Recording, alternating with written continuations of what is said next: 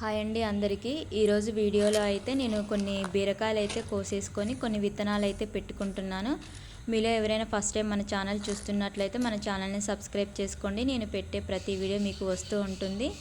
ఇప్పుడు ఫస్ట్ వచ్చేసి ఇక్కడ నేను బీరకాయలు అయితే కోసేస్తున్నాను. అయితే ఈ బీరకాయలు ఈసారి మన గార్డెన్లో అయితే చాలా చక్కగా వచ్చాయి. ఇంకా ఈ బీరపాదు కూడా ఇంకా అయిపోవటానికి వచ్చింది. అంటే ఇంకొక 1 మంత్ వరకు వచ్చేదేమో, కానీ కంటిన్యూస్గా వర్షాలు పడటం వల్ల బీరతీగ అనేది ఇలా పండుబారిపోయింది. ఇంకా పాడైపోయే స్టేజ్లో అయితే ఉంది. అయితే మధ్య మధ్యలో నేను 2 డేస్కి ఒకసారి 1/2 kg అలా కోస్తూనే ఉన్నాను. అంటే నాకు ఎప్పుడు అవసరమైతే అప్పుడు కోసేస్తున్నాను, వీడియోస్ అయితే తీయట్లేదు. ఇంకా ఈరోజు విత్తనాలు పెట్టుకుంటూ కొన్ని బీరకాయలు ఉన్నాయి, అవి హార్వెస్ట్ చేస్తూ మీకు చూపిద్దామని వీడియో అయితే తీస్తున్నాను. మన గార్డెన్లో ఈ విధంగా బీరకాయలు రావటానికి నేను ఏం టిప్స్ పాటించాను ఏంటి అనేది ఆల్రెడీ నేను వీడియో అయితే పోస్ట్ చేశాను. ఎవరైనా చూడని వాళ్ళు ఉంటే ఆ వీడియో చూడండి. ఇంకా మనం ఎక్కువగా లిక్విడ్ ఫెర్టిలైజర్స్ అనేవి ఇవ్వటం వల్ల ఇంత కాపు అయితే వస్తుంది.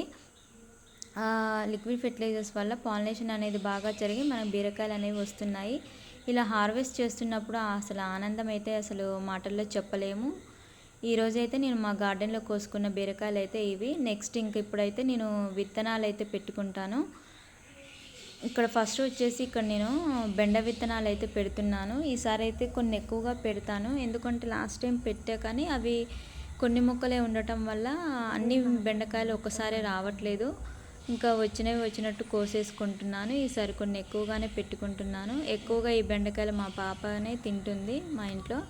ఇంకా ఇక్కడ వచ్చేసి ఇవి కాకర విత్తనాలు. ఈ కాకర విత్తనాలు నేను మన గార్డెన్లో నుంచి తీసుకున్న విత్తనాలే వేస్తున్నాను. ఇవి మొలుస్తాయో లేదో మీకు నెక్స్ట్ వీడియోలో అయితే చూపిస్తాను.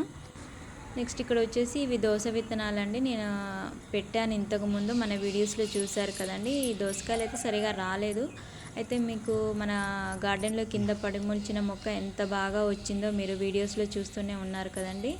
ఇంకా నెక్స్ట్ వచ్చేసి ఇక్కడ కొత్తిమీర కోసం ధనియాలు అయితే వేస్తున్నాను. ఈ వర్షానికి ఆకుకూరలు అనేవి మొలుస్తున్నాయి కానీ సరిగా రావట్లేదు, కుళ్ళిపోయినట్టు అవుతున్నాయి. అయినా కానీ మళ్ళీ వేస్తున్నాను కొత్తిమీర కోసం ధనియాలు. ఈరోజు మా గార్డెన్లో చేసుకున్న పని అయితే ఇది. నా వీడియో కనుక మీకు నచ్చినట్లయితే please like, share and subscribe. Thank you for watching. Please support my channel. Happy gardening.